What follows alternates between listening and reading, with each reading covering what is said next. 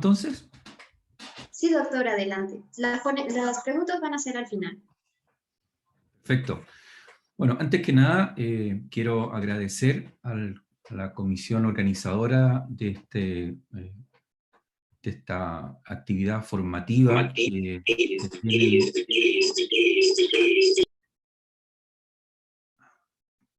Hola.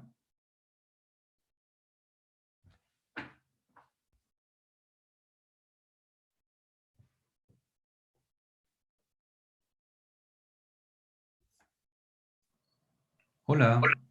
Doctor, sí, sí se puede escuchar, había interferencia, pero sí se está Sí, escuchando. ¿pero puedo seguir? Por favor, sí, sigue. Perdonen.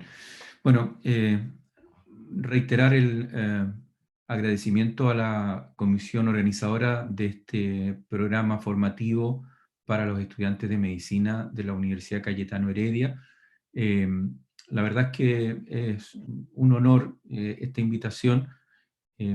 Conozco vuestra casa de estudios porque en un par de oportunidades he estado compartiendo allí con los colegas de cirugía y por lo tanto reitero la gratitud y el honor de poder participar con ustedes en un tema que es de suyo relevante en el ámbito de la investigación en general y de la investigación clínica en particular, pero que tiene dos particularidades. Desde un punto de vista general, a mí me parece, y esto es una opinión muy personal, yo representaría a los sesgos como verdaderos terroristas de la investigación, y por eso los he puesto aquí de una forma un poco divertida para entretener un poco a los que escuchan esto, porque la verdad es que es un tema bastante denso. Y digo que son terroristas porque están al acecho y son capaces de generar un atentado en cualquier momento del proceso investigativo. Y a veces, por más que uno trate de controlar la situación, nos puede aparecer una bomba o un explosivo a la vuelta de la esquina y todo el desarrollo que llevábamos puede terminar siendo un resultado espurio que lleva a conclusiones poco realistas, ¿no? Por otro lado, quiero decirles que este tema en particular, siempre que lo hablo con mis estudiantes de posgrado, para mí es como comerse una bolsa de clavos, ¿no? Con lo que significa posteriormente el tener en el estómago una bolsa llena de clavos. Es difícil de digerir esta cuestión y por lo tanto les pido un poco de paciencia y comprensión y que tengan sus mentes lo más abiertas posible porque lo que viene a continuación es denso y espeso. Voy a partir por una cosa que es fundamental, que nos pongamos de acuerdo en algunas terminologías, que tiene que ver con los procesos de validez y confiabilidad de las mediciones. Es posible que muchos de ustedes hayan ido alguna vez a algún lugar donde hayan juegos de azar o entretenimiento y hayan tenido la oportunidad de disparar con algún rifle de plumillas o postones. Y aquí tienen la típica diana que nos colocan en estos lugares de entretenimiento, ¿no? Y habitualmente nos pasan un rifle que suele no estar muy bien calibrado y nos pasan también habitualmente 5 balines pequeños o plumillas y nos hacen disparar. Cuando nosotros somos buenos tiradores y el rifle está bien calibrado, nos ganaremos el peluche que tiene ahí el señor, ¿no? Porque vamos a dar un disparo válido, es decir, va a la diana, y confiable porque cada vez que disparo va al mismo lugar. Por otro lado, tenemos la posibilidad que el rifle que nos pasaron esté descalibrado y yo no sea un buen tirador, y ahí lo que ocurrirá es que tendremos una ejecución inválida y no confiable. Y luego tenemos estas situaciones intermedias, que yo sea capaz de que cada vez que dispare le pegue a la diana pero en diferentes partes, es decir, quizás el rifle no está mal, pero yo no soy muy buen tirador, o quizás yo sea un tirador regular y el rifle no esté muy bien afinado. Y la otra opción es la que ven ustedes aquí, es yo soy un buen tirador, pero el rifle está mal calibrado. Y esto se ve aquí, soy un buen tirador porque en los 5 intentos doy en el mismo lugar, más o menos, pero muy lejos de la diana. Eso quiere decir que aquí el tema es calibración. Y esto es lo que nos convoca esta noche. Cuando hablamos de algo que es confiable, es decir, permanentemente va a estar ocurriendo de la misma o de una forma muy similar, pero que está alejado de la realidad. Mirado desde otra perspectiva, a modo de un ejemplo, aquí tienen lo que ocurre en determinaciones de plumbemia en 4 laboratorios distintos, en condiciones de validez y confiabilidad que pueden ver ustedes en estas imágenes. Veamos, en la parte superior tenemos al laboratorio denominado A o laboratorio 1, y vean ustedes que las mediciones de la plumbemia se distribuyen en forma bastante homogénea a lo largo de la gráfica. La situación absolutamente contraria está aquí abajo, en la letra D, la representa el laboratorio D, el laboratorio 4, perdón, y aquí ven ustedes que las determinaciones de plumbemia de los mismos individuos van por cualquier sitio. Es decir, esto no es ni válido ni confiable, a diferencia de esto que es válido y confiable. Y tenemos esta situación intermedia, que las determinaciones están localizadas de manera más o menos adecuada en términos de concentración, pero un poco distantes de la veracidad del fenómeno que estamos midiendo. Y es aquí donde nos aparece nuevamente este terrorista que nos está generando un problema de medición. Entonces, en resumen, significa que cada vez que nosotros tengamos un proceso de medición en que la repetición de esta medición nos lleve a un lugar más o menos homogéneo, pero no cercano a la realidad del fenómeno que estamos midiendo, y permanentemente está ocurriendo, tendremos un error sistemático y por ende estaremos frente a un sesgo. Situación muy distinta a lo que ocurre cuando tenemos un efecto del azar, que por un error involuntario alguien midió mal o se desconcentró justo en el momento en que tenía que estar concentrado y por lo tanto tuvo unas mediciones no muy perfectas, pero que fueron temporales, esporádicas, y por lo tanto le echamos un poco la responsabilidad al azar y hablamos de error aleatorio. Hay poca confiabilidad, pero no altera a la medición final.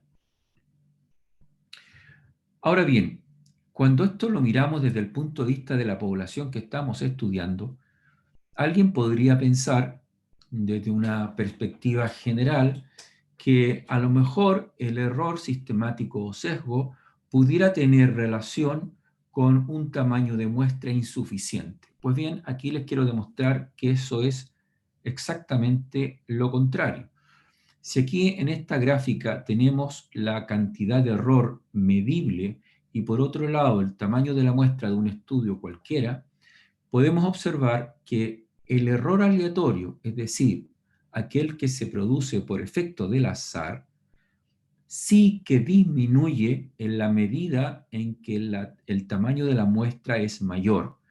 Esto significa que si nosotros estamos estudiando una serie de sujetos pequeños, pudiéramos tener un impacto de errores aleatorios no despreciables. Pero en la medida que la población que estamos estudiando es de mayor tamaño, este error solo por ese efecto va a tender a disminuir. En cambio, nuestro terrorista no se presta para esto. Este señor va a generarnos problemas independiente del tamaño de la muestra que estemos utilizando. Sea un estudio pequeño, un estudio mediano o un estudio de gran envergadura, si cometemos sesgo o se nos mete el sesgo en el proceso de investigación, no nos va a perdonar ni el diseño, ni el tamaño de la muestra, ni el tipo de muestreo, ni lo que haya ocurrido con antelación. Ahora, ¿cómo se define esta cosa? Bueno, algo ya había mencionado, se trata de un error sistemático y que nos trae como consecuencia que la estimación de la intensidad de una asociación que estamos estudiando entre dos o más variables esté sobre o bajo lo que corresponde a la realidad. Es decir, nos puede golpear hacia arriba o hacia abajo y que va a terminar esto en un resultado ajeno a la realidad del fenómeno que se está estudiando. Segunda cosa, esto puede ocurrir en cualquier etapa de la inferencia investigativa y afectar de igual forma al resultado final. Y las razones por las cuales puede ocurrir son lamentablemente innumerables. A continuación voy a mostrar algunas formas de clasificación y con algunos ejemplos muy concretos, porque uno podría estar hablando de sesgos durante una semana tranquilamente. Me voy a referir, en honor al tiempo y al nivel formativo en que supongo que están ustedes, a las cosas más frecuentes o a las que ustedes pueden encontrar con mayor facilidad cuando lean un estudio o cuando estén haciendo sus procesos de investigación particulares. Esta es la forma de clasificación quizás más tradicional que habla de tres grandes sesgos. El sesgo de selección, el sesgo de información o medición, que es lo mismo, y los sesgos de confusión. Aquí nuevamente aparece nuestro enemigo diciéndonos, ojo, aquí estoy. Y a continuación les voy a mostrar en forma muy resumida algunos de estos un poco más desarrollados con algún ejemplo puntual. En los de sesgo de selección, quizás los más representativos podrían ser el de no respuesta, el de membresía y el de procedimiento de selección, por razones obvias. En los sesgos de medición o de información, posiblemente los más representativos sean el sesgo de recuerdo y el entrevistador, la falta de sensibilidad del instrumento de medición, obviamente, los sesgos de observador, la pérdida de seguimiento y los sesgos de mal clasificación. Y luego al final me referiré en un par de diapositivas al sesgo de confusión. Vamos viendo con los sesgos de selección.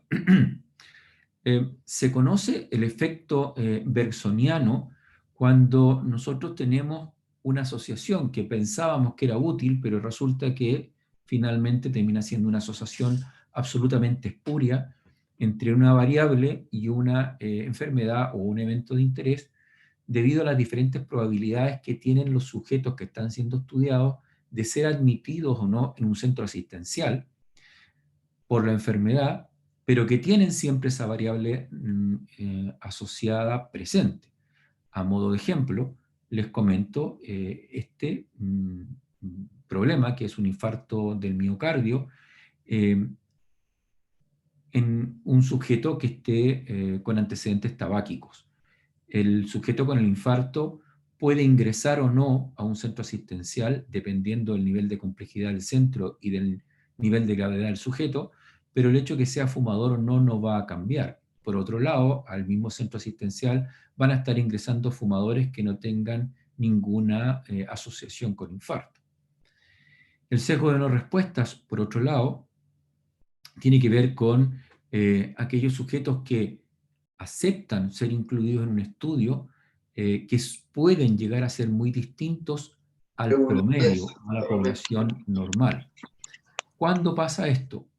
Cuando nosotros decidimos utilizar los mal llamados voluntarios sanos, que no son ni muy voluntarios ni son muy sanos.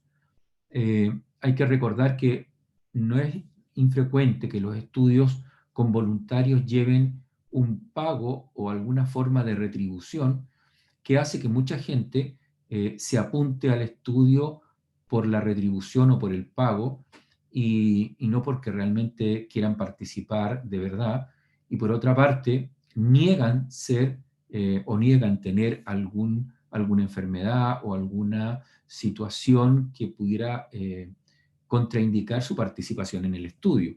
Y como eso no es muy infrecuente, es una fuente de sesgo muy importante. Los sesgos de pertenencia o de membresía tienen que ver con cuando a nosotros se nos ocurre hacer un estudio y dentro del estudio participa algún subgrupo con algunas características muy particulares que pueden asociarse de mejor o menor forma con la variable principal que está siendo estudiada. Y aquí, ojo, porque es muy frecuente caer en este sesgo, que lo que hacemos cuando queremos trabajar con una población, habitualmente echamos mano de poblaciones que están muy cercanas. Por ejemplo, población hospitalaria o de algún recinto asistencial, yo qué sé, personal de urgencia o personal de quirófano, que tienen una serie de peculiaridades que son propias o inherentes a su forma de vida y de trabajo, que las hacen muy distintas de la población general, y luego nosotros queremos inferir o extrapolar resultados a una población que nada tiene que ver con aquella que fue utilizada con fines del estudio, ¿no? Luego tenemos el sesgo de procedimiento, de selección, y este es el característico dentro de los pocos que pueden ocurrir en general en los ensayos clínicos cuando el equipo de investigación no respeta o no lleva bien el proceso de asignación aleatoria o cuando viola la secuencia de asignación. Luego tenemos los sesgos de procedimiento, que son bastante más frecuentes de lo que uno cree, y estos se podrían resumir de una manera simple cuando el grupo que presenta la variable de interés, valga la redundancia, resulta más interesante para el investigador o para el equipo de investigación que el grupo que uno está comparando, ¿no? El denominado grupo control.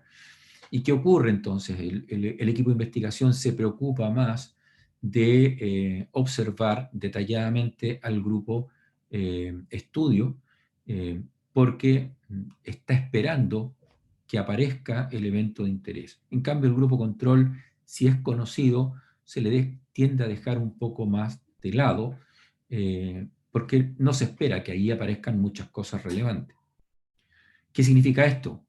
La tendencia a sobre-reportar algún evento en un grupo respecto de otro y por lo tanto alterar completamente el resultado final.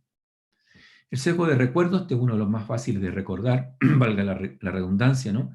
Y tiene que ver cuando en los estudios se utilizan instrumentos de medición que requieren de cierta memoria para su utilización. Por ejemplo, un cuestionario o una escala en que a los pacientes o sujetos en estudio se les pregunten cosas que tengan que ver con su pasado, reciente o no tan reciente. Si ustedes hacen memoria, yo les pudiera preguntar a cada uno de ustedes qué cenaron la noche de ayer, posiblemente más de la mitad no se recordaría muy fácilmente y tendrían que estar pensando más de un par de minutos para precisar bien esa información. Y eso hace que entonces se pueda sobre-reportar o infrarreportar alguna situación.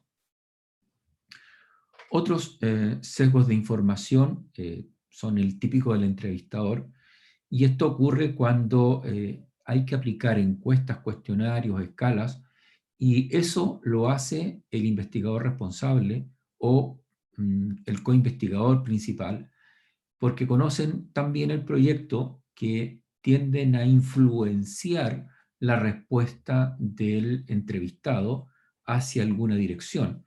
No es que lo hagan con mala voluntad, sino que es una cuestión natural.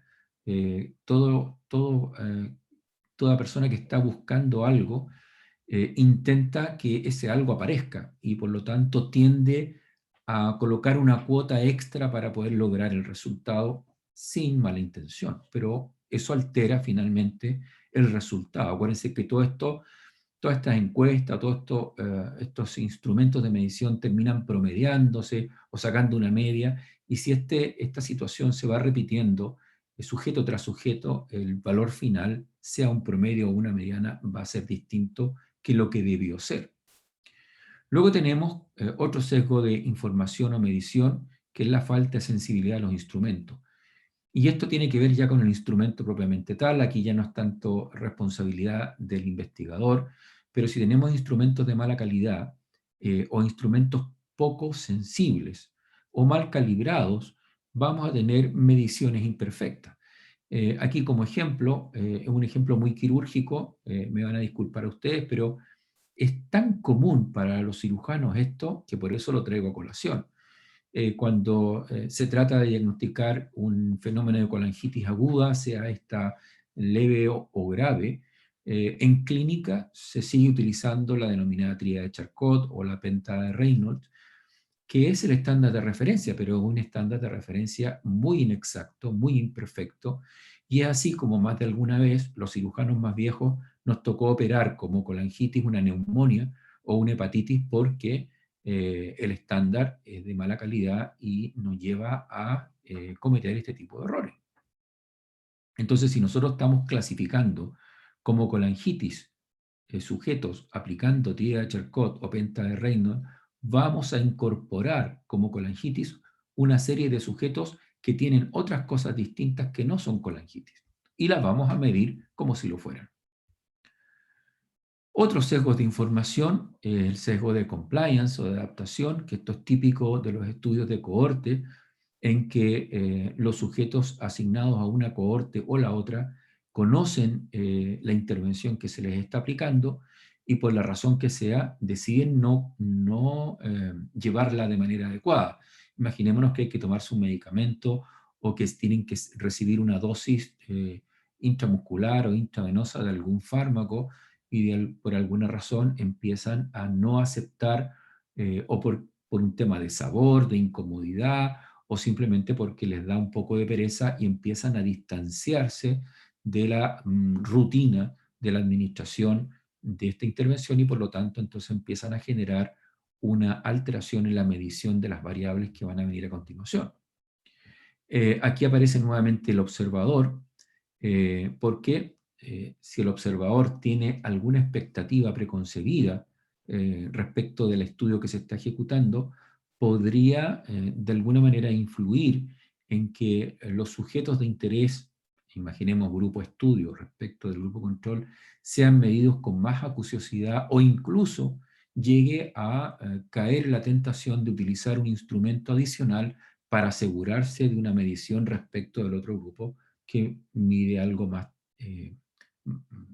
más transversal. Y luego está el otro que es muy característico, que es el denominado sesgo por pérdida de seguimiento, que es característico de los estudios de seguimiento, valga la redundancia. Me refiero a estudios de cohorte, específicamente cohortes concurrentes y ensayos clínicos, y ocurre cuando los sujetos de una cohorte o de ambas cohortes incluso empiezan a abandonar la cohorte, ya sea porque el estudio les empieza a generar incomodidad, porque la intervención es muy agresiva o porque abandonan el estudio por cambio de residencia o porque les empiezan a pasar efectos adversos por la intervención que no son capturados por el equipo de investigación. Y otro sesgo de información, el denominado efecto Hawthorne, que es bien curioso, pero es muy típico de nuestra especie humana, y es que el hombre como especie tiende a actuar de manera distinta si es que es consciente de que está siendo observado o es consciente de que no está siendo observado. En la televisión hemos visto muchos programas de cómo se comporta la gente cuando cree estar observada o cuando cree no estar observada. Pues en investigación con sujetos pasa lo mismo. Y aquí hay una serie de experiencias más del mundo psicológico y sociológico que han visto el comportamiento de un grupo de sujetos en una sala con los investigadores tomando nota de los resultados y el mismo grupo de sujetos siendo medido a través de salas de espejos en que los medidos no son conscientes de que se les está midiendo y se observan diferencias a veces incluso diametralmente opuestas. Luego tenemos el sesgo de mala clasificación o misclasificación, y esto consiste en clasificar, valga la redundancia, de manera errónea a un sujeto con evento de interés como si no lo tuviera, o al revés, a un sujeto sin el evento de interés como si lo tuviera. Es decir, un enfermo como no enfermo o un no enfermo como enfermo. Aquí hay como ejemplo un sujeto en el cual hay una sospecha clínica, en este caso de una encefalitis, podría ser otra situación clínica, pero que se le hace en su proceso diagnóstico terapéutico una PCR de líquido cefalorraquídeo que sale negativa. ¿Y cuál es la tendencia? Hay algunos que van a privilegiar el laboratorio y otros, posiblemente los más antiguos, privilegiarán el cuadro clínico. Ahí se genera un problema y si es que se tiende a prevalecer el laboratorio sobre la clínica y el laboratorio no es muy fino, entonces tendremos un problema de medición y si esto ocurre en forma permanente, pues tendremos un sesgo de medición. Y otro parecido, pero que tiene que ver con la uniformidad de las medidas, es el sesgo de mala clasificación diferencial, que es cuando aplicamos un instrumento de forma pareja para todos los sujetos, sin tener en consideración que a veces, según los sujetos, deben utilizarse el mismo instrumento, pero con algunas modificaciones. Aquí, como ejemplo, tenemos el brazalete para tomar la presión arterial, que si uno no es cuidadoso o en un centro de salud, pudiera tomarse la presión arterial a un niño con un esfingomanómetro para adultos y obviamente eso va a generar una cifra tensional que posiblemente no tenga que ver con la realidad del fenómeno que se está midiendo. Y terminando esta forma de clasificación de los sesgos, me voy a referir brevemente al sesgo de confusión, que posiblemente es el más complejo, pero a veces uno de los más predecibles.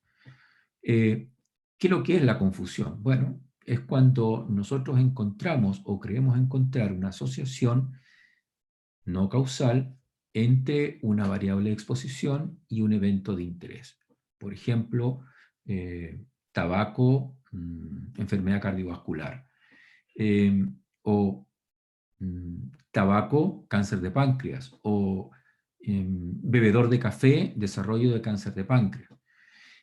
Sin embargo, hay que pensar que a veces estas exposiciones están dadas por, o esta asociación, perdón, está dada por la acción de una variable que no se controla eh, y que se deja pasar, no se toma en consideración, y entonces termina afectando el resultado final de la investigación y cuando sale el resultado cuesta explicarla.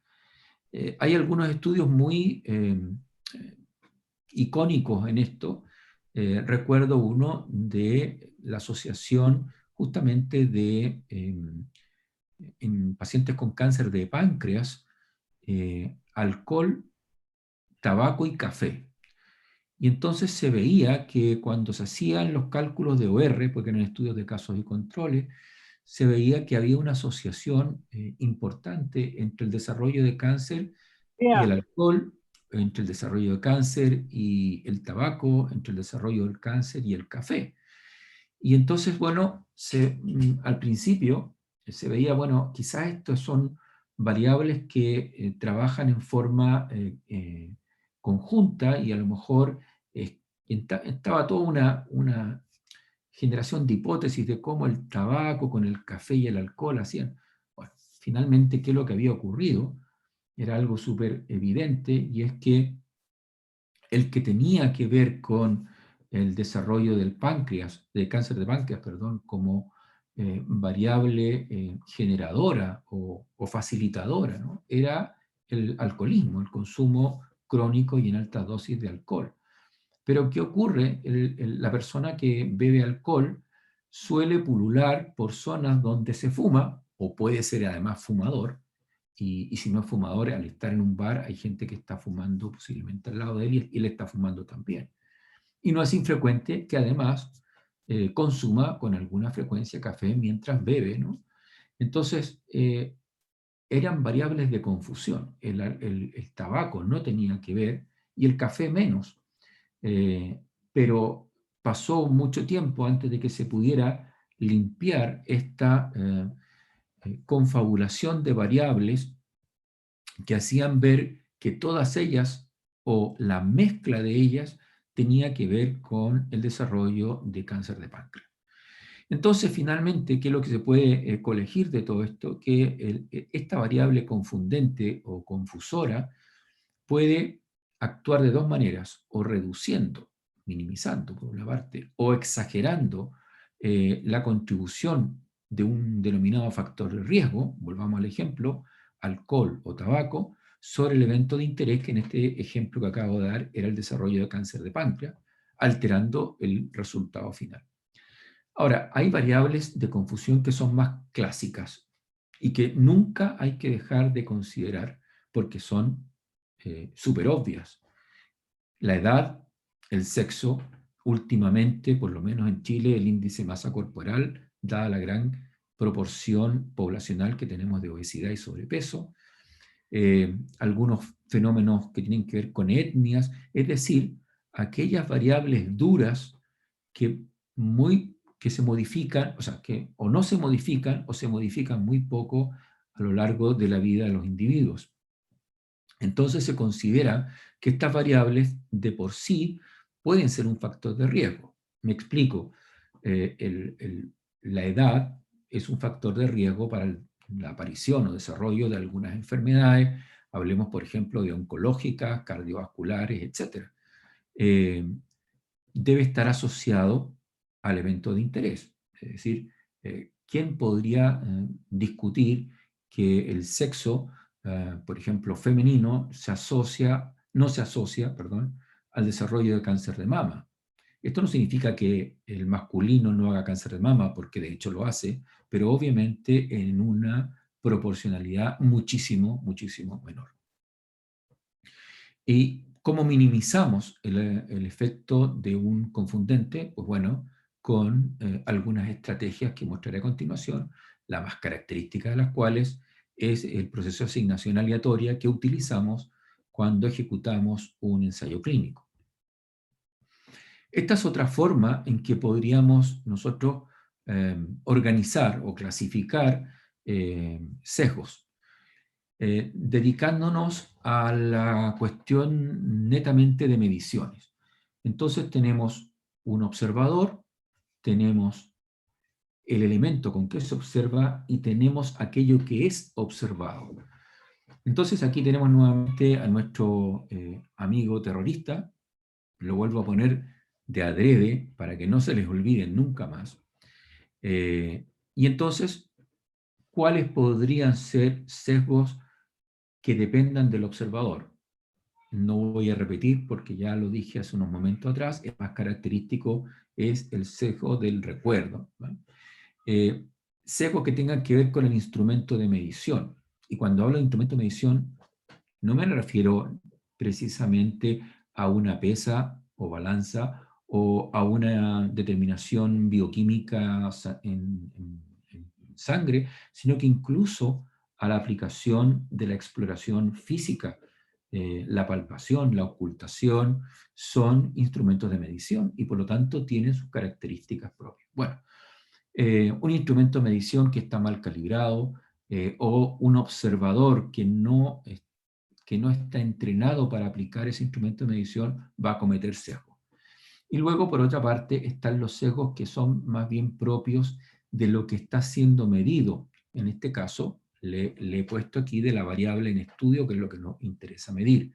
Y en este aspecto tenemos algunos sesgos propios, como aquello que tiene que ver con la naturaleza de la medición, algunas condiciones especiales del proceso de medición. Vamos viendo. Aquí hay dos, la pérdida de periodicidad, y esto tiene que ver con aquella variable que estamos midiendo que tiene algún comportamiento particular. Hay sucesos biológicos con ciclos conocidos y muy complejos. Por ejemplo, el ritmo circadiano, las ondas electroencefalográficas, las ondas electrocardiográficas, las ondas de la motilidad esofágica medidas a través de manometría, son estructuras que van apareciendo en un trazado, pero que son muy variables y van variando casi segundo a segundo. ¿Qué significa esto?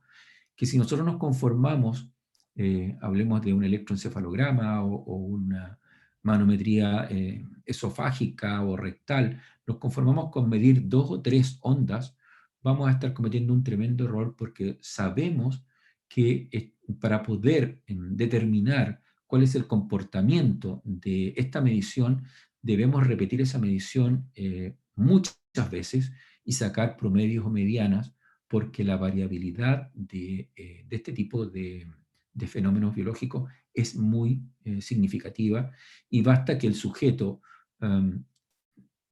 tenga alguna alteración emocional en un segundo para que puedan variar significativamente.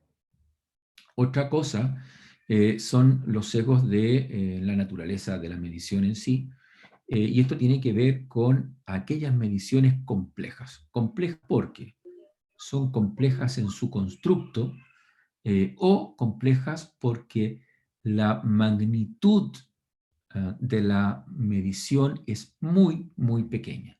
Ejemplo, de una variable difícil de medir, la satisfacción del usuario. Podemos aplicar cuestionarios, podemos aplicar encuestas, pero siempre va a ser complejo a la hora de analizar respuestas, por ejemplo. Y un ejemplo de la magnitud pequeña de las mediciones, que mejor que hablar de las determinaciones hormonales, donde hablamos de picogramos, nanogramos, y aún así de repente hay que hacer algunos ajustes. Por lo tanto, en todas esas mediciones, si no se tiene la precaución de definir previamente cómo se va a medir, con qué se va a medir, quién va a medir, si es necesario, cuántas veces se va a medir, y nos ponemos a improvisar la medición, es muy posible que se cometan errores permanentes. Aquí hay otros ejemplos, u otros tipos, perdón, de sesgo, de variables. Uno tiene que ver con la condición de la observación. Ya les decía en un par de diapositivas atrás, esto es un tema muy complejo que tiene que ser previamente muy bien definido por el investigador cómo se va a hacer. Un ejemplo característico es la temperatura corporal. Todos hemos medido alguna vez la temperatura de un paciente, y a nosotros mismos nos han medido más de alguna vez nuestras temperaturas corporales cuando estamos con algún cuadro infeccioso, gripal o lo que sea. Y todos somos conscientes que si medimos la temperatura en la boca no es lo mismo que la temperatura axilar, ni menos la rectal. Va a haber variabilidad por razones anatómicas, ¿no? Y por otro lado tenemos que dentro de un mismo lugar, imaginemos temperatura axilar, basta que uno esté con un poco de sudoración o con un poco de sensación térmica distinta para que la medición salga de una manera distinta a la que debería haber ocurrido. Por lo tanto, a uno le explican, ¿no? Cuando uno es muy pequeño, si va a medir la temperatura axilar, preocúpese que la axila esté seca, y aquella persona que es más transpirador, bueno, tendrá que buscarse una forma distinta de medir la temperatura, será a través timpánica o será oral o qué sé yo. Y luego están estos sesgos que tienen que ver con la clasificación de los eventos que estamos estudiando. ¿Qué significa esto? Todos los que hacemos clínica e intentamos hacer investigación somos conscientes que hay algunas enfermedades o algunas situaciones que los grupos de investigación clasifican cada cierto tiempo, enmendan clasificaciones o generan nuevos sistemas de clasificación. Por ejemplo, la obesidad, la hipertensión arterial, que la han ido bajando en los últimos 20 años La definición de hipertenso, les puedo decir que hace unos 20 años atrás era de diastólica sobre 110, o hoy van ya creo que sobre 90, 85, la van bajando cada vez más, y por lo tanto, si el investigador que se le ocurre estar midiendo presión arterial no está al día de cómo va cambiando la definición, pues va a estar generando un resultado que no tiene nada que ver con lo que se está estilando en el momento. Los códigos de clasificación de enfermedades de la OMS o el CIE-10, etcétera, están siendo revisados y modificados con ciertas temporalidades, y por lo tanto uno tiene que estar muy atento a los cambios de la nomenclatura, porque de lo contrario va a estar informando con la nomenclatura anterior, y por lo tanto el resultado va a ser distinto en su resumen final y en su conclusión. En este cuadro, en esta tabla, perdón, se intenta resumir a la columna del lado izquierdo algunos de los sesgos más representativos, quizás los más frecuentes, y luego, en las siguientes columnas, la asociatividad por diseño de investigación. Entonces, aquí tenemos en la columna número 2 representados los ensayos clínicos, los estudios de cohortes, los estudios de casos y controles, los estudios de corte transversal, y finalmente he puesto la serie de casos. Entonces, he puesto en letras rojas la alarma, ¿no? Aquí hay problemas. En letras azules hay problemas, pero no tan terribles. Y en letras negras que no hay problemas. Vamos a ver, esto lo podríamos analizar por líneas o por columnas. Quizás una forma más simple de comprender el fenómeno es analizarlo por las columnas. En la segunda columna, en que están los ensayos clínicos, pueden observar ustedes que los sesgos, cualquiera que éste sea, tienden a tener un impacto más bien bajo. Sesgo de selección bajo, sesgo de memoria bajo, la confusión, lo mismo. Y hay algunos sesgos que pueden generar problemas, pero no tanto, ¿no? Pérdida de seguimiento, acuérdense que aquí tenemos cohortes que están siendo seguidas después de aplicar una intervención, la falta de respuesta y el tamaño de la muestra. ¿Qué significa esto entonces? Esto refrenda de alguna manera la calidad metodológica de un ensayo clínico respecto de otras opciones de investigación. Pero ojo, eso no significa, como lo digo siempre, que el ensayo clínico sea el non plus ultra y que siempre va a ser bien, que va a estar correctamente ejecutado. Hay una gran mayoría de ensayos clínicos que son bastante malos, y los ensayos clínicos realmente de buen nivel o de buena calidad metodológica suelen ser más bien pocos, y eso explica otras cosas que se pueden discutir después, que cómo impacta esto en la calidad de las revisiones sistemáticas, etc. En la segunda columna avanzamos a un tipo de diseño de un nivel de evidencia un poquito más bajo. Bueno, ojo, depende del escenario, ¿no? Y aquí entonces ya nos salen dos luces de alerta. Un sesgo que es característico del diseño, que es la pérdida de seguimiento, y otro sesgo que tiene que ver con el tamaño de la muestra. Luz intermedia, falta de respuesta y membresía. En general, todavía vamos bien trabajando con diseños que no significa que nos podemos relajar, pero en que podemos ir haciendo la investigación con cierta tranquilidad. Y aquí ya empiezan a aparecer los problemas de alta complejidad desde el punto de vista de los sesgos.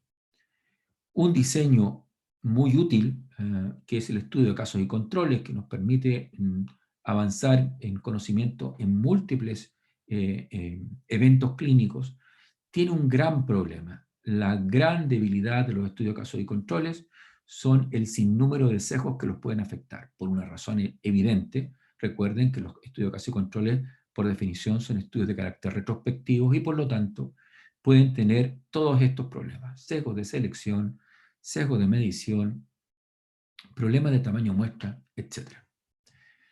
El estudio corte transversal lo hace un poco mejor porque tiene una ventaja, y es que por muy transversal que sea, suele haber un proceso de planificación que de alguna manera tiende a promediar el efecto negativo de los sesgos.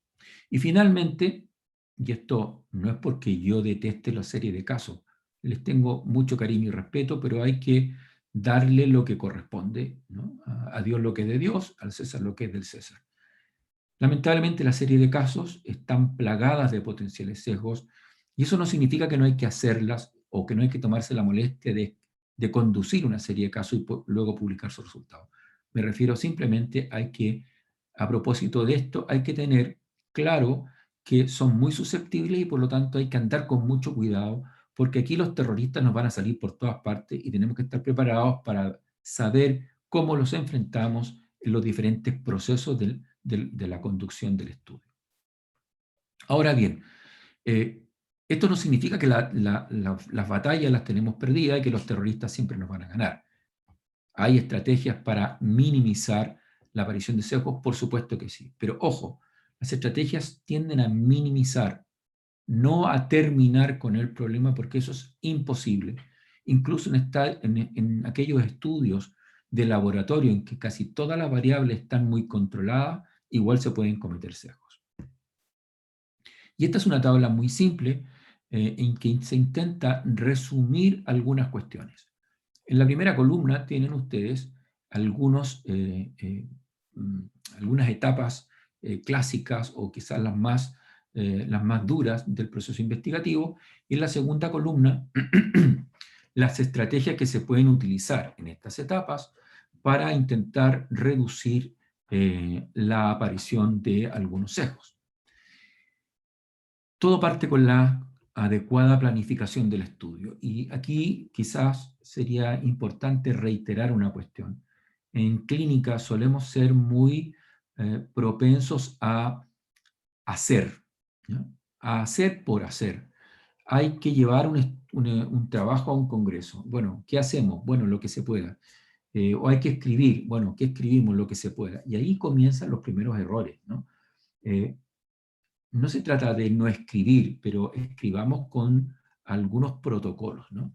Y si nosotros somos capaces de, cada vez que iniciemos algo, eso dejarlo plasmado en un protocolo, aunque sea pequeño, bastante preciso y conciso, es posible que eso nos vaya a ayudar mucho. Algo que es una perogrullada, pero ni lo es tanto, porque si ustedes se ponen a leer los objetivos en general de los estudios publicados en cualquier revista, se van a sorprender con la cantidad de veces que van a encontrar objetivos mal planteados, objetivos vagos o simplemente estudios sin objetivo. Obviamente, si no tenemos objetivo, todo lo que venga de abajo luego va a venir mal, ¿no? En la fase del diseño del estudio, bueno, aquí sí hay muchas estrategias, ¿no?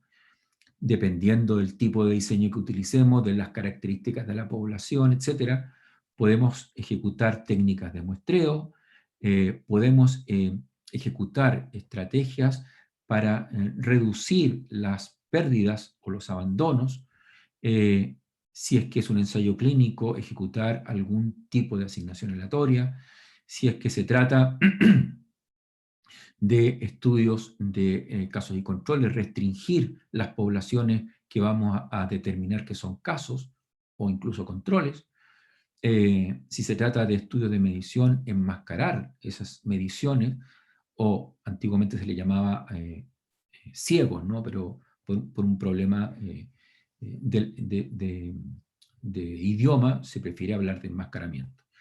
La utilización de instrumentos válidos y confiables, es decir, si nosotros estamos midiendo y estamos midiendo con un instrumento descalibrado, o el que mide no está entrenado para medir, ya me dirán ustedes lo que va a salir de esa medición, cualquier cosa, y por lo tanto el resultado va a ser inútil. Luego, en la etapa intermedia entre el diseño y el análisis, es fundamental, si estamos trabajando con los datos dentro de una base de datos, bueno, hay que tener una persona entrenada en la base de datos para que esté revisando inconsistencias que puedan aparecer y ver por qué están y tratar de buscar por qué se produjo para no volver a repetir.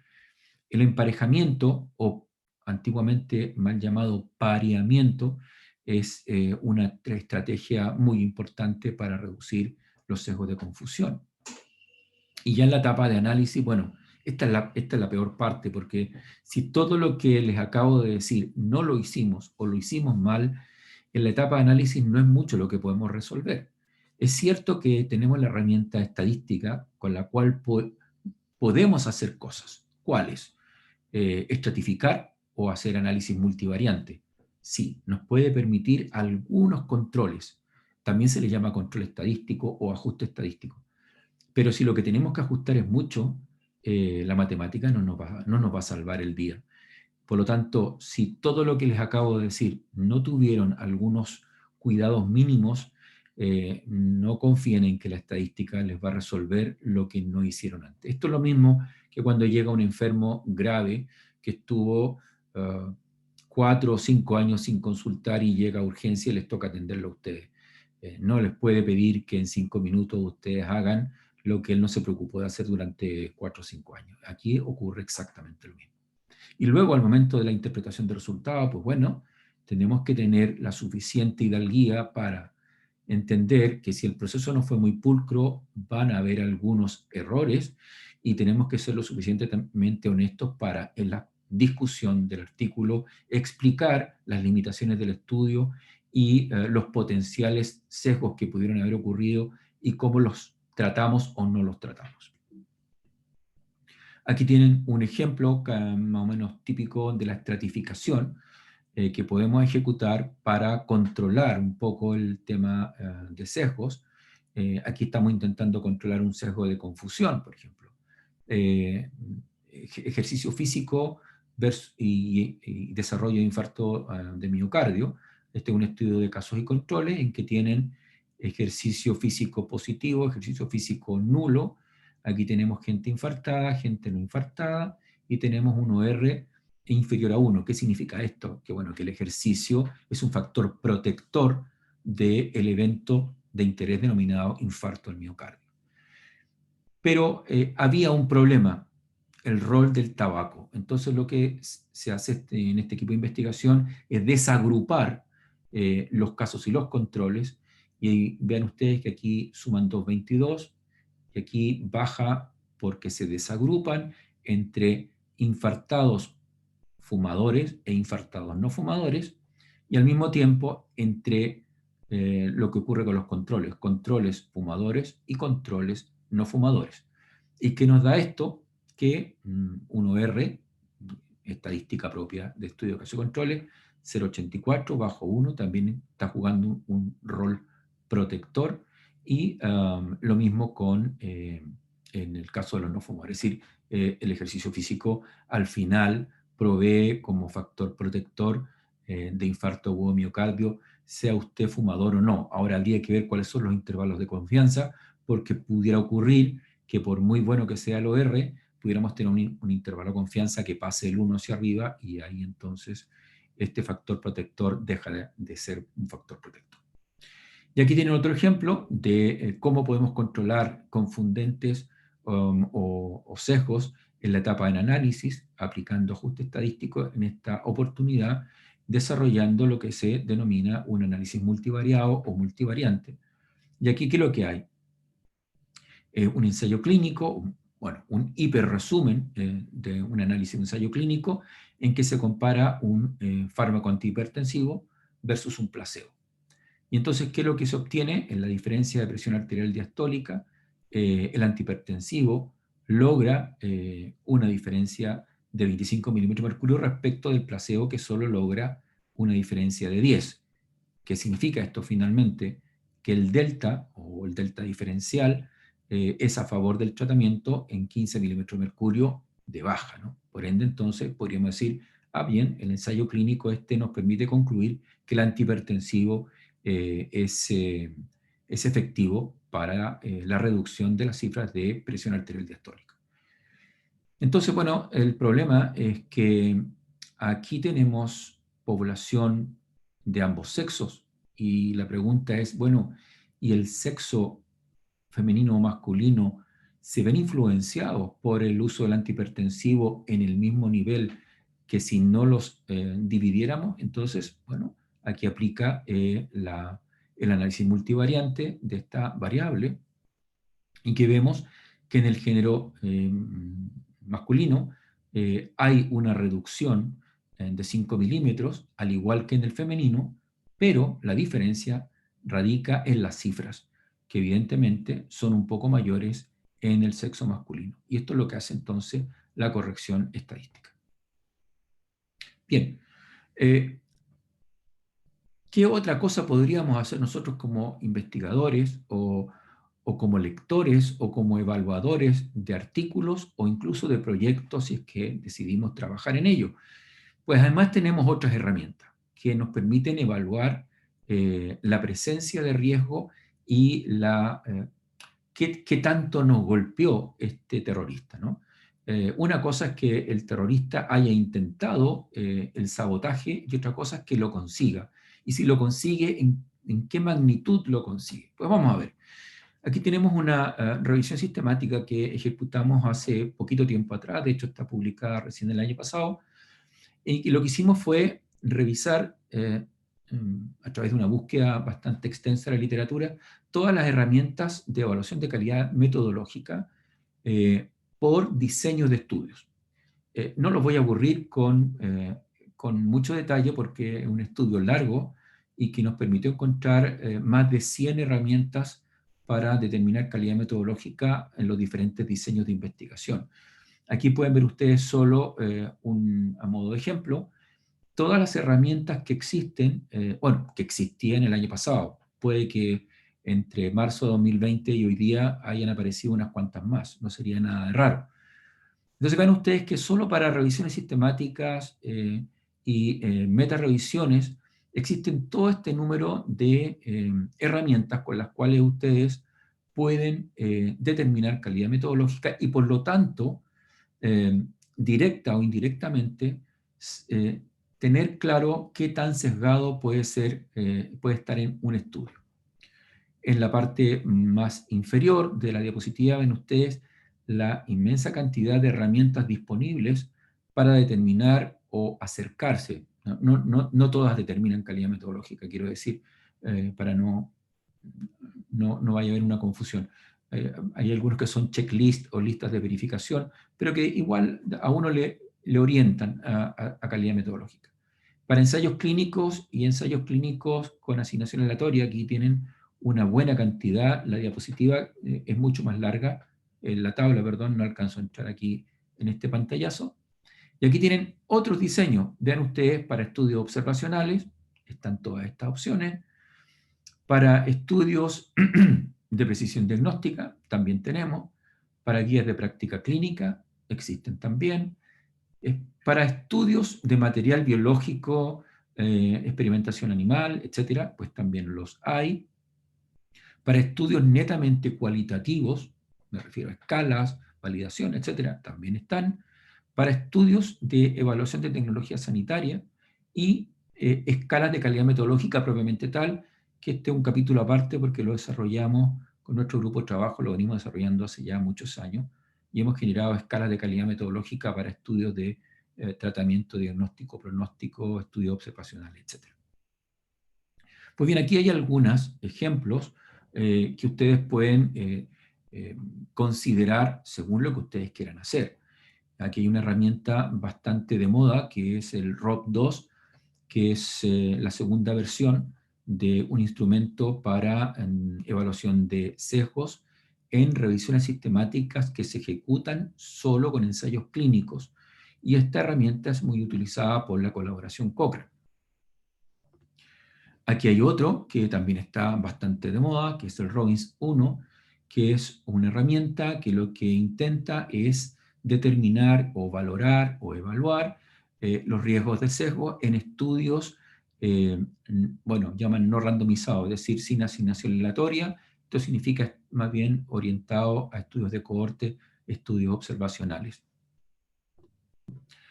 Aquí tienen otra herramienta, que es el AMSTAR, que se desarrolló para valorar la presencia de sesgos en revisiones sistemáticas.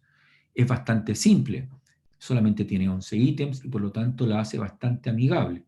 Sin embargo, quedó obsoleta cuando los mismos investigadores, ven ustedes aquí, Chea y colaboradores, en el Journal of Clinical Epidemiology 2009, los mismos investigadores 8 o 9 años después, hacen la segunda versión Amstar 2, y esta es mucho más compleja, es mucho más completa también, pero es un poquito menos amigable también. Aquí hay otra herramienta para determinar riesgo de sesgo en revisión sistemática, también muy de moda, denominada ROBIS, de otro grupo de investigadores en metodología. Y entonces esta se comporta de una manera un poquito distinta, incluso queda con algunas gráficas de colores bastante agradables a la vista. Y aquí entonces les puse un pantallazo para que vean cómo funciona. El riesgo de sesgo de esta revisión sistemática está en rojo mayoritariamente, por lo tanto tiene un riesgo de sesgo alto, ¿no? Y esto se basa en varios ítems que se valoran dentro de la aplicación, ¿no? El resumen de los hallazgos, cómo fue la recolección de datos, la identificación de estudios, los criterios de elegibilidad de los estudios, etc. No quiero entrar en detalles porque es bastante extenso este tema, pero así funciona. Más de alguno de ustedes en este momento estará preguntándose, y seguro que la pregunta pudiera salir más adelante, y la contesto ahora mismo. ¿Cuál usar? Pues bueno, no hay una regla y no hay una sugerencia de si debemos preferir uno sobre el otro.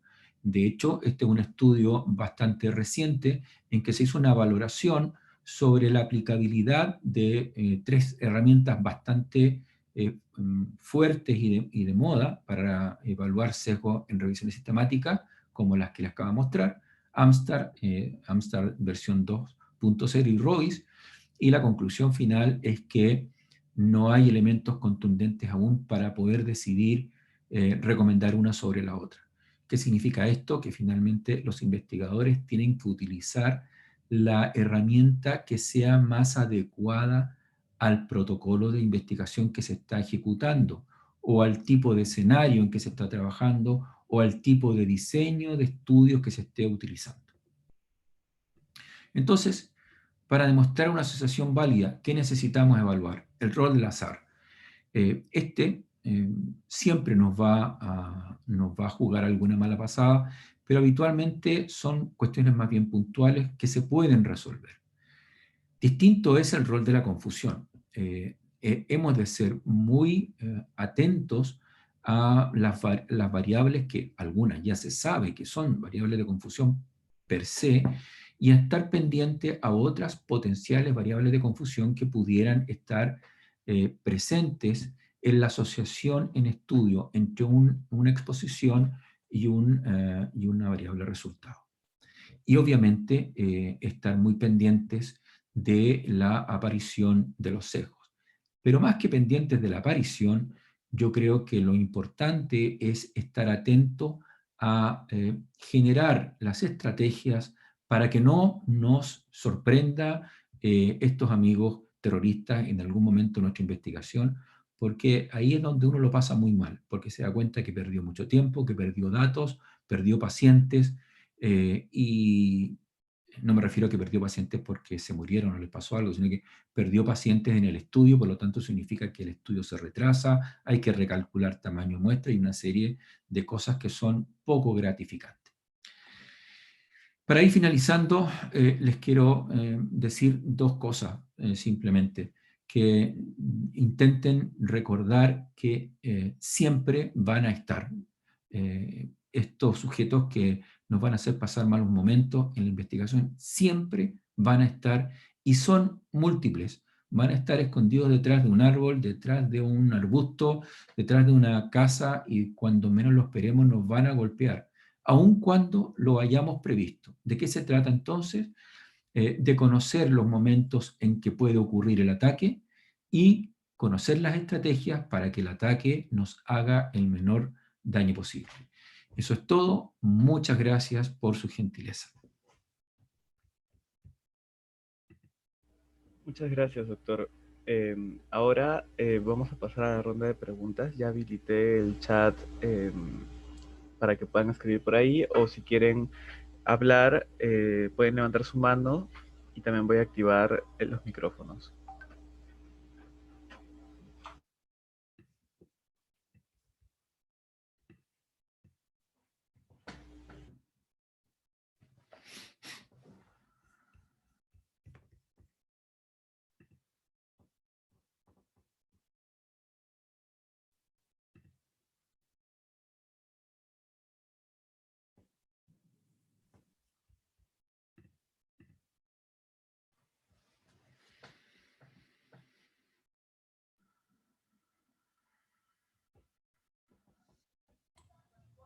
Hola doctor, buenas noches. Tengo una pregunta. Sí, tenía una pregunta con respecto a los estudios cuasi experimentales. ¿Cómo se podría manejar en ese caso los sesgos? O sea, obviamente como hay un problema en la aleatorización, entonces, no sé, creo que lo pasó rápido, no sé si lo podría mencionar los puntos importantes. Gracias. A ver, los diseños en general tienen sus peculiaridades, pero en general tienen el mismo comportamiento. Los cuasi experimentales, a ver, una definición muy simplista de un estudio cuasi experimental, ya sea de tipo longitudinal o de estrategia transversal, no sé a cuál de los dos te refieres, pero sea de una estrategia o la otra, hay que pensar que se asemejan mucho a un experimento, por eso se llaman cuasi experimentales, y una de las grandes diferencias es que no hay asignación aleatoria. Pero bueno, el que no haya asignación aleatoria no significa que no se puedan ejecutar algunas estrategias para reducir la aparición de sesgo. Y eso tiene que ver con lo que mostré en alguna diapositiva: planificar bien el estudio, definir bien los objetivos, utilizar unos criterios de inclusión y exclusión lo más estricto posible, si es que corresponde, depende de la pregunta de investigación, calcular de forma adecuada el tamaño de la muestra mínima para conducir el estudio, definir bien las variables. Ojo, a veces ese es el problema es que queda mal definida la variable y ahí se genera un sesgo de selección brutal. Por ejemplo, si ustedes hablan de cáncer gástrico, bien, pero ¿qué cáncer gástrico? Cáncer gástrico subcardial, cáncer gástrico antral, cáncer gástrico precoz o cáncer gástrico tardío, con metástasis o sin metástasis, con invasión de la serosa o sin invasión de la serosa. Esto que parece quizás una pesadez, pues no lo es, porque si ustedes definen la variable de interés como cáncer gástrico, allí va a caer cualquier cosa, desde un cáncer gástrico incipiente hasta un cáncer gástrico terminal, y por lo tanto el resultado va a ser cualquier cosa. Entonces, ojo, el diseño obviamente que es relevante, pero a veces el error lo cometen al definir en forma inadecuada la variable respuesta, o al no utilizar siempre el mismo instrumento de medición. Entonces, esto de que sea un estudio cuasi experimental, yo no me asustaría tanto, porque los sesgos los vamos a poder controlar de otras maneras. Idealmente, claro, si podemos hacer una asignación aleatoria, resolvemos, vaya, el 90% de los problemas. Pero no siempre se puede, pueden haber problemas éticos que impidan la asignación aleatoria, y no nos queda otra más que el cuasi experimental. A ver, José, no hay estudio perfecto, no hay diseño perfecto, y ¿de qué se trata finalmente esto? Que hagamos el mejor esfuerzo para controlar los sesgos y los errores en el proceso de investigación, pero siempre van a haber, minimicemos, de eso se trata. Ok, doctor, muchas gracias. Ok, también hay una pregunta de Pablo Julca en la cual nos dice, bueno, menciona, ¿no? Doctor, si los estudios de series de casos son los que más probabilidad de sesgos tienen, ¿por qué la mayoría de herramientas para evaluar el riesgo de sesgo abarcan más lo que vendría a ser las revisiones sistemáticas? Interesante pregunta. No es tan así. A ver, yo creo que esto tiene que ver con el nivel usuario del que estemos hablando. Yo les mostré una realidad que es investigación en metodología. Entonces estamos hablando de la punta del iceberg en lo que tiene que ver con metodología de investigación clínica. Por lo tanto, si nos vamos a eso, ¿qué es lo que va a ocurrir? Lo que yo les mostré, es decir, gente que está desarrollando herramientas para trabajar mejor la crème de los diseños. Entonces, se enfocan a cómo mejorar el rol predictivo de una revisión sistemática con metaanálisis de ensayos clínicos con asignación aleatoria e intervalo de confianza estrecho. Ya no se preocupan de la serie de casos. O se preocupan del ensayo clínico con asignación aleatoria, controlado, etcétera, etcétera, porque tratan de llevar a su máxima expresión la efectividad y la calidad del proceso investigativo. Ahora bien, esa es una realidad. ¿Cuál es la otra realidad? La de la inmensa mayoría. El 80%, y eso lo hemos medido y lo hemos publicado, el 80% de lo que se publica en el mundo de la medicina son series de casos y algún intento de estudio de corte retrospectivo o de mala calidad, y por ahí está, es decir, nivel de evidencia 4. Eso es el 75-80% de lo que publican todas las revistas. Bueno, posiblemente con excepción de quizás New England y Lancet, y ya, alguna otra. Pero el resto, esa no es la realidad. Entonces entiendo la inquietud, es, bueno, si lo que más se publica es de lo otro, ¿por qué se orienta todo a lo demás arriba? Bueno, ya les explico una parte. Y segundo, no se crean que abajo, en los niveles más bajos, no hay herramientas. Yo les mostré un par de diapositivas en que, de manera muy resumida, les hice ver todas las herramientas que hay por diseños de investigación, y son muchas. Lo que pasa es que son poco conocidas porque la gente no se da el trabajo de utilizarlas o de conocerlas mejor, pero miren, hasta para escribir un reporte de caso único existe una iniciativa que se llama CARE, y que a uno le dicen cómo es que escribir el reporte de caso. No es que con eso vamos a medir sesgos, pero al reportar mejor, obviamente el tema del sesgo tiende a minimizarse un poquito, no es que lo resolvemos, pero algo ayuda.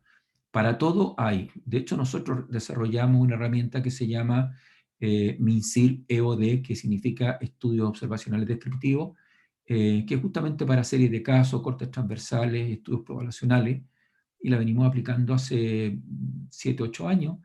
Pero claro, como la mayoría de las personas no se involucran tanto en una temática engorrosa como la que estamos conversando hoy día, no, no tienen el tiempo, los espacios para conocer todas estas posibilidades de herramientas para poder trabajar estos problemas. Pero de que existen, existen.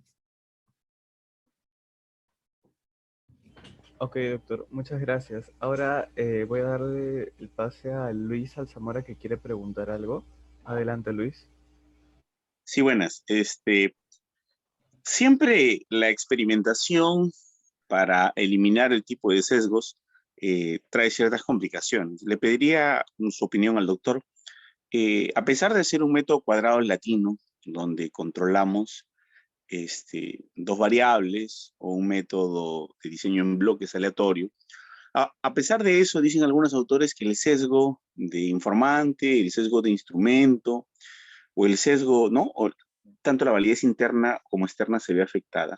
¿Cuán fiable o hasta cuánto puede ser el punto máximo de fiabilidad que puede llegar un experimento a dar como verdad la verdad, a pesar de estos controles que existen, además de la aleatorización, obviamente, ¿no? Porque siempre hay críticas al respecto. Sí. Interesante pregunta, Luis. Me gustaría poder conversarla contigo tomándonos un buen café, porque podríamos estar horas y horas hablando del tema, porque es un tema no solamente interesante, sino que es muy complejo. ¿Y por qué es complejo?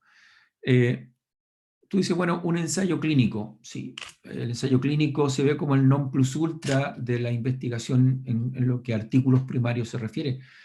Pero hace un tiempo atrás incluso salió un estudio que demostraba que no recuerdo muy bien cuáles revistas fueron utilizadas, pero era un ensayo bibliométrico, un estudio bibliométrico que midió la calidad de los ensayos clínicos publicados durante un año, por ejemplo, algo así fue, en 4 o 5 revistas buenas. Hablemos de revistas como Annals of Internal Medicine y cosas así. Y se encontraron con la cosa sorprendente, me acuerdo de algunos datos, el 80% de esos ensayos clínicos no utilizó una herramienta fundamental que es el análisis interino, que además tiene una serie de cuestiones éticas comprometiendo esto. había creo que un 20 o 30% que tenían un tamaño de muestra insuficiente para conducir el estudio. Bueno, una serie de detalles, bueno, detalles, lo digo en forma media coloquial, ¿no? Porque no, metodológicamente eso no es detalle, pero tenía una serie de considerandos que hacían ver entonces que una proporción no despreciable de los ensayos clínicos no son de nivel de evidencia 1B, sino que llegan a 2B, y eso, si tratáramos de clasificar. Entonces, insisto en algo que le contesté a José hace un momento atrás. No existe la investigación perfecta, no existe el estudio perfecto. Todos van a tener errores. Yo creo que lo más relevante aquí, Luis, es aprender a reconocer la real calidad del estudio para no creerle más de lo que le corresponde. Y por lo tanto, no apresurarnos a tomar decisiones como cambiar una intervención o modificar una intervención o utilizar una herramienta diagnóstica en vez de otra, porque un estudio publicado en tal parte dijo que era mejor, porque ya vemos que, y lo venimos viendo hace mucho tiempo, que una proporción no despreciable de estos estudios tienen una serie de problemas metodológicos, que hacen cuestionar, como dijiste tú muy bien, su validez interna. Y como muchos de estos estudios están hechos en poblaciones muy distintas a las nuestras, también está comprometida la validez externa en lo que a nuestra población se refiere. Por lo tanto, no se trata de ser una persona crítica que todo lo encuentra mal, porque eso no es correcto. Simplemente intentar tener un juicio crítico y una opinión responsable respecto del real valor de todas estas publicaciones.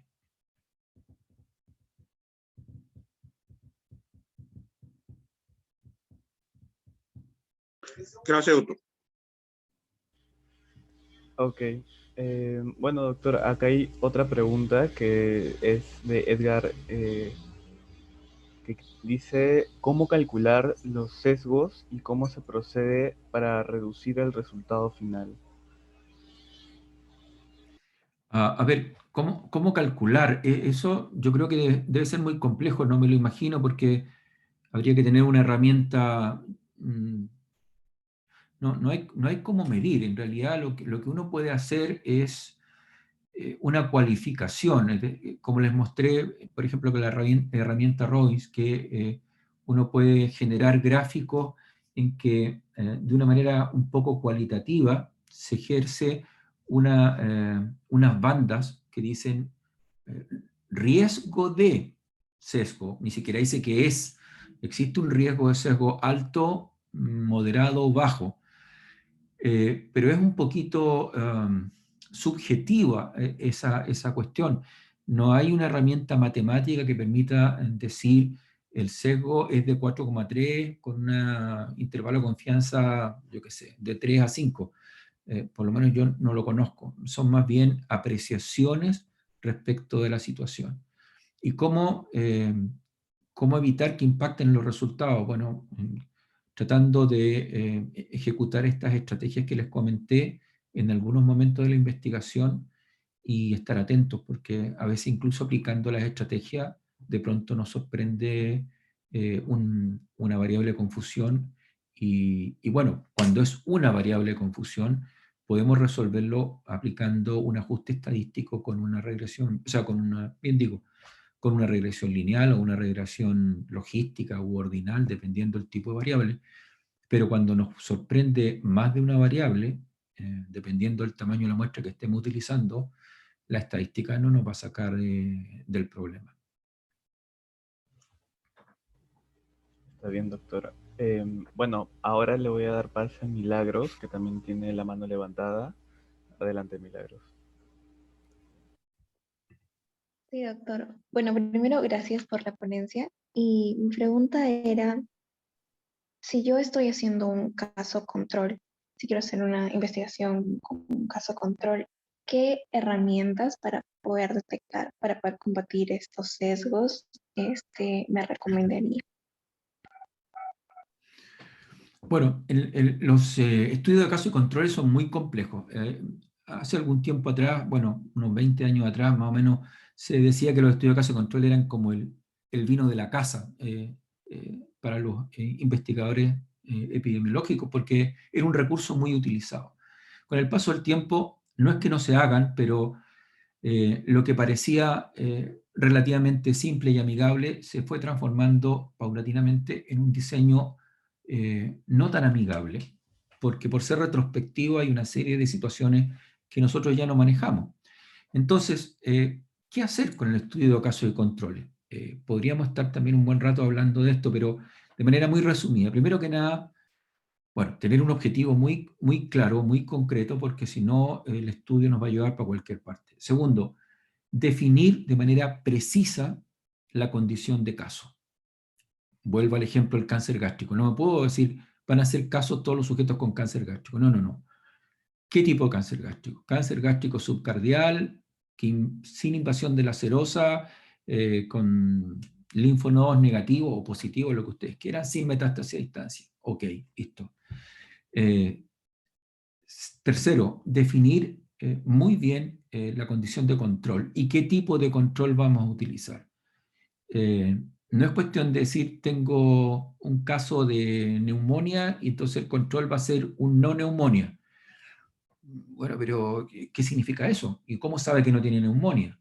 Bueno, la neumonía, ¿cómo la va a definir? En fin. Entonces, pregunta y objetivo claro. Definición del caso y del control perfecta, acuciosa.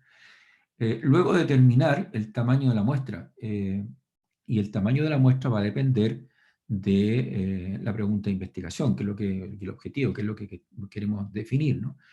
Ahora, el tamaño de la muestra, la ventaja en el caso y control que podemos jugar con el número de casos y controles. Si el tamaño de la muestra es muy grande y el número de casos no es tan grande, podemos con los controles completar la muestra. Esa es la ventaja, ¿no?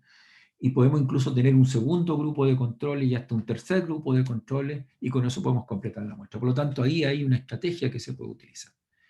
Luego está, simultáneamente tenemos que generar un emparejamiento por variables, potenciales variables confundentes, ¿no? Entonces, por cada caso hombre de 45 años, tendremos que tener un control hombre de 45 más menos 1 o más menos 2 años, de tal manera que dos confundentes potentes como el sexo y la edad queden controlados en ese momento. Eventualmente podríamos emparejar por una tercera variable. El problema de eso es que la muestra se nos va, la posibilidad de cumplir la meta de tener ese tamaño de muestra se nos va haciendo más difícil, porque encontrar controles con tantas características parecidas al caso no es tan simple. Y luego ya viene la corrección que se puede hacer matemáticamente a través de las estadísticas en el proceso de análisis.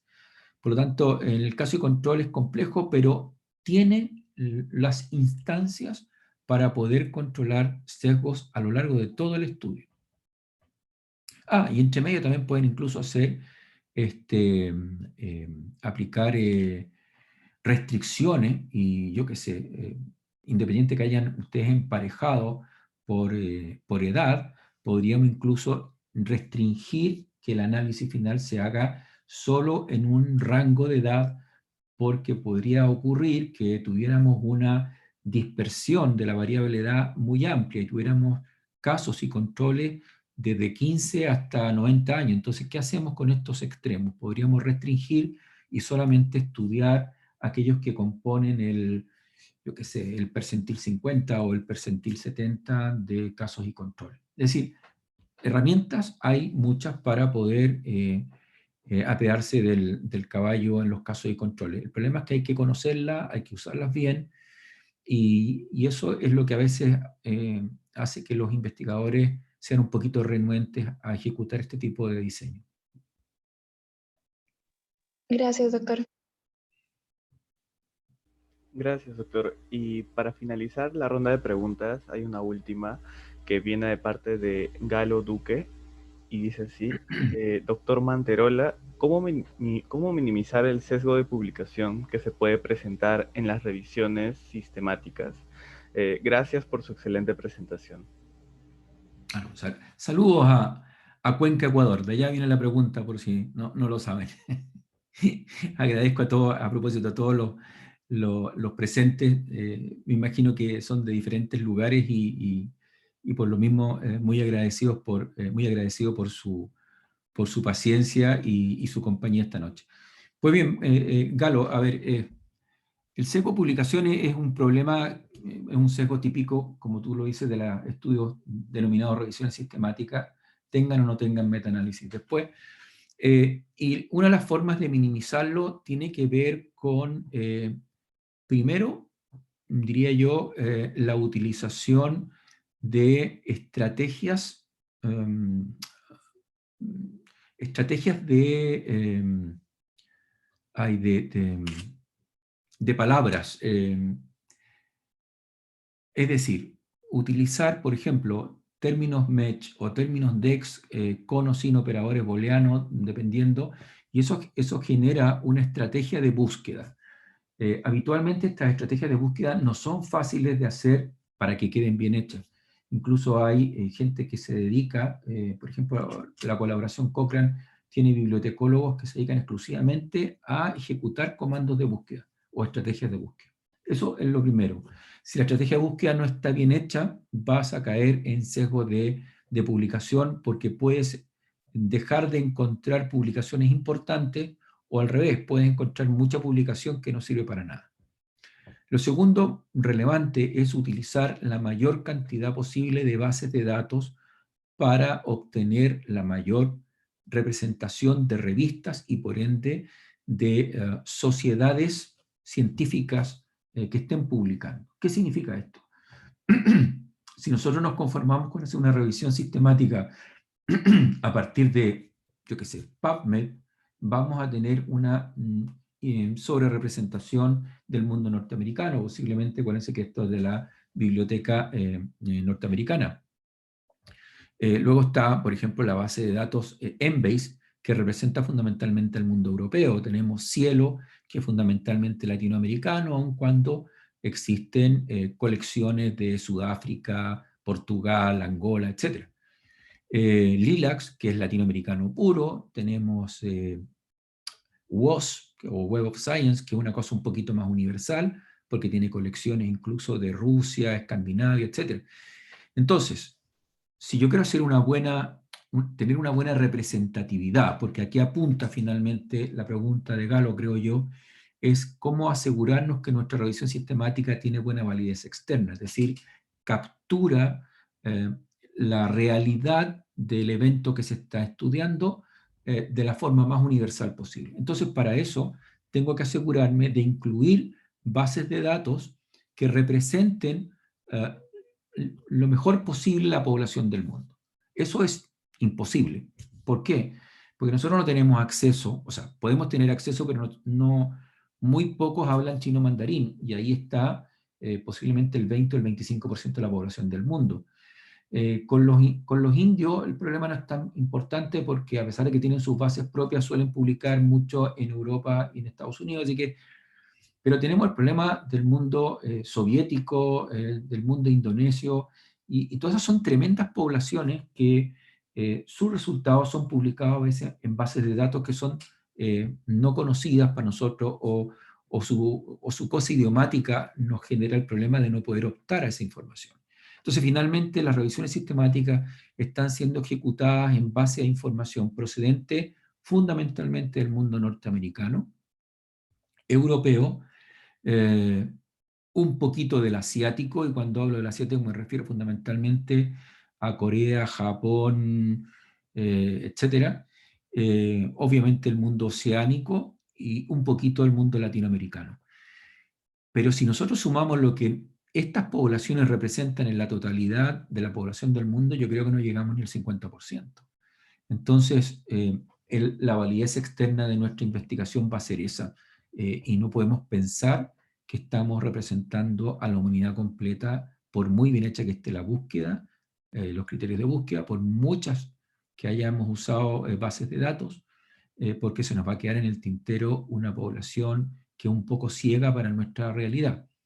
Pero en resumen, Galo, estrategia de búsqueda lo más cerca a la perfección posible, y varias bases de datos. Ahora, ¿cómo minimizar el uso de muchas bases de datos? Es utilizando librerías o recursos, por ejemplo, la Vireme o BBS, que como biblioteca trabaja con alrededor de 40 y tantas bases de datos, por lo tanto, una búsqueda bien hecha en Vireme significa que nosotros estamos trabajando con una búsqueda para 40 bases de datos. Entonces, de esa manera ahorramos mucho trabajo. Y el otro truco es usar metabuscadores como Clinical Evidence o el Trip Database o el HTA, que es el Health Technology Assessment, que capturan la mejor información disponible en sus registros, y eso permite que podamos optar a estudios de muy buena calidad y en muy poco tiempo. Entonces, si nosotros podemos en una búsqueda tener una biblioteca, ahí cae también Cielo, acuérdense que es Scientific Electronic Library, entonces Vireme, Cielo, yo qué sé, la Web of Science, si quieren PubMed, Embase, y algún metabuscador como Trip Database. Con esas 6 búsquedas nosotros podríamos estar trabajando indirectamente con alrededor de 50 bases de datos, y eso sí que le da un peso importante a la hora de reducir, no eliminar, pero reducir de manera más o menos importante el sesgo de publicación. Ok, doctor, y ahora sí para finalizar, porque Luis Alzamora tiene otra duda. Adelante, Luis.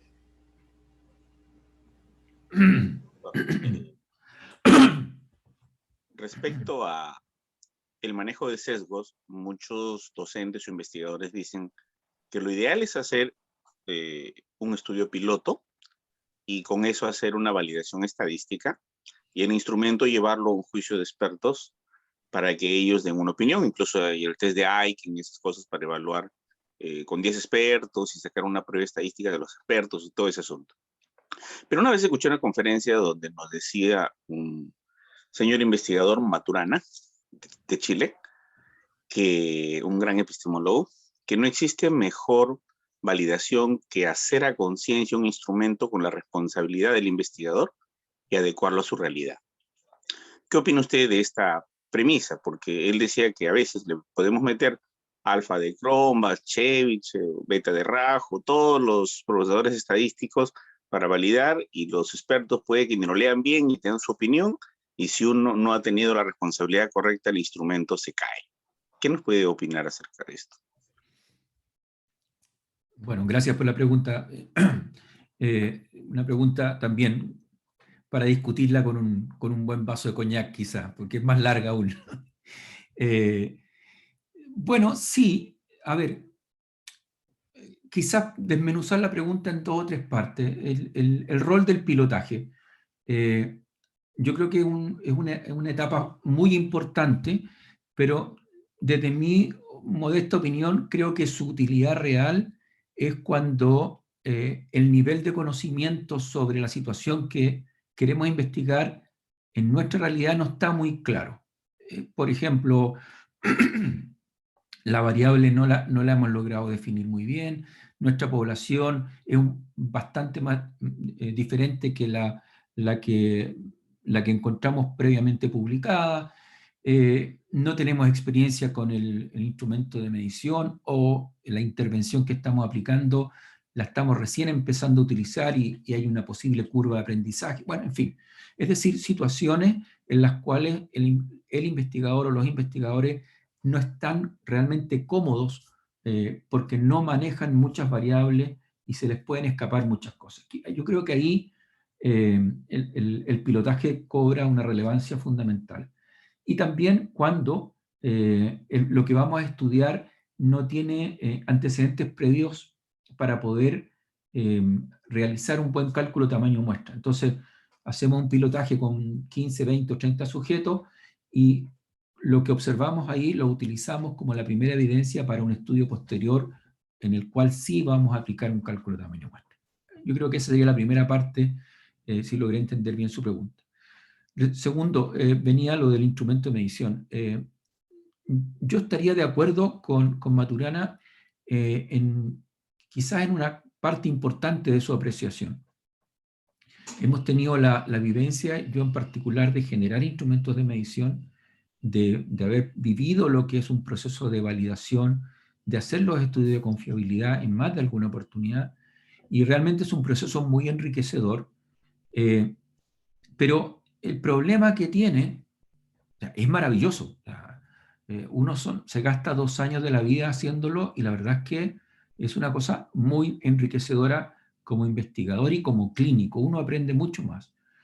El problema es que viene luego. Uno tiene su instrumento validado, sabe que tiene una confiabilidad interobservador, test, retest, lo que sea, pero nadie más lo aplica. Entonces, se genera una suerte de frustración porque el instrumento al final lo aplicamos nosotros en nuestra pequeña realidad, en nuestro pequeño mundo, y no traspasa la frontera.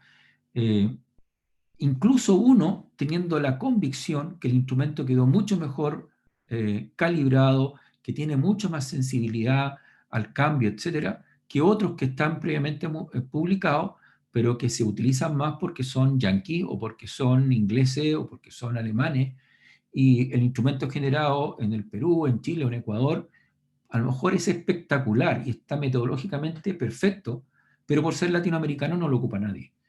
Y no lo ocupamos ni siquiera los latinoamericanos. Entonces, esa es la parte triste de la historia y en la que yo no estaría de acuerdo porque yo ya lo viví y la verdad es que es bien frustrante que tu instrumento, que termina siendo como tu hijo, no lo quiere nadie, y es triste para uno como padre que al hijo no te lo quieran. Entonces, esa es la parte en la cual yo no estaría de acuerdo, pero claro, lo que sí es cierto es que hacer el proceso de validación, ¿cómo se llama?, idiomática o cultural de un instrumento desarrollado en Escandinavia o en Rusia o en Estados Unidos y tratar de aplicarlo a nuestra población a veces es tan difícil o incluso peor que generar un instrumento propio. Por lo tanto, yo estaría de acuerdo con lo que plantea Maturana y lo que planteas tú, pero con esa consideración, es que al final uno lo pasa un poquito triste porque el instrumento después es muy poco utilizado más allá de tu frontera de investigador.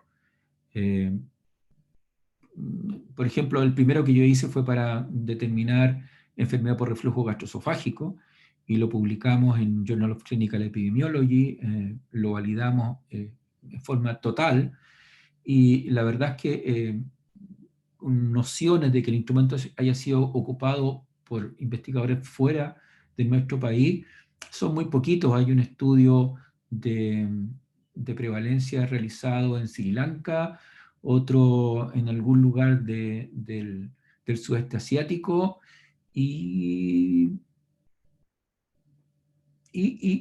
algún latinoamericano lo usó y nadie más. Y resulta que hay por lo menos unos 4 o 5 instrumentos más de medición similar, bastante más pobretones que el nuestro, y esos se ocupan en forma masiva. Y ahí es donde uno dice, bueno, ¿y por qué no usan el nuestro, que es harto mejor? El sesgo del apellido, o el sesgo de nuestro país, que es un sesgo también. Gracias, doctor. Encantado.